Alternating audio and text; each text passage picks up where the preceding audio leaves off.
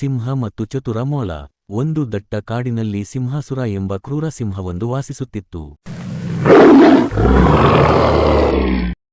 ಅದು ಪ್ರತಿದಿನ ಅನೇಕ ಪ್ರಾಣಿಗಳನ್ನು ಬೇಟೆಯಾಡಿ ಕೊಲ್ಲುತ್ತಿತ್ತು.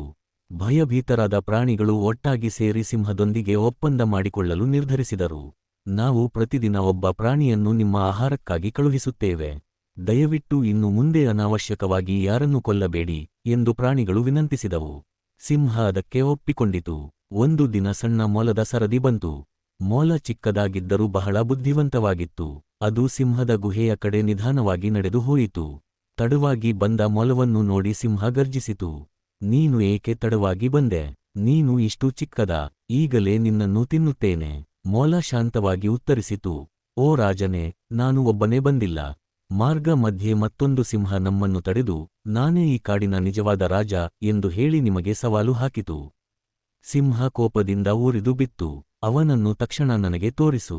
ಚತುರ ಮೊಲವು ಸಿಂಹವನ್ನು ಆಳವಾದ ಬಾವಿಯ ಬಳಿ ಕರೆದುಕೊಂಡು ಹೋಯಿತು. ಆ ಬಾವಿಯಲ್ಲಿ ನೀರು ತುಂಬಿತ್ತು. ಅವನು ಈ ಕೋಟೆಯೊಳಗೆ ವಾಸಿಸುತ್ತಾನೆ ಎಂದು ಮೊಲ ಬಾವಿಯನ್ನು ತೋರಿಸಿತು. ಸಿಂಹ ಬಾವಿಯೊಳಗೆ ನೋಡಿದಾಗ ತನ್ನ ಪ್ರತಿಬಿಂಬವನ್ನು ಕಂಡಿತು. ಅದನ್ನು ಮತ್ತೊಂದು ಸಿಂಹವೆಂದು ಭಾವಿಸಿ ಗರ್ಜಿಸಿತು. ಪ್ರತಿಬಿಂಬವು ಗರ್ಜಿಸಿದಂತೆ ಕಾಣಿಸಿತು. ಕೋಪದಿಂದ ಸಿಂಹ ಬಾವಿಯೊಳಗೆ ಜಿಗಿದು ಬಿದ್ದು ಮುಳುಗಿ ಸತ್ತಿತು.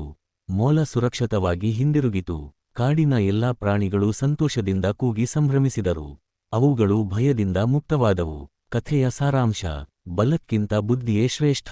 ಚಿಕ್ಕವರಾದರೂ ಬುದ್ಧಿ ಮತ್ತು ಧೈರ್ಯ ಇದ್ದರೆ ಬಲಿಷ್ಠರನ್ನು ಸೋಲಿಸಬಹುದು.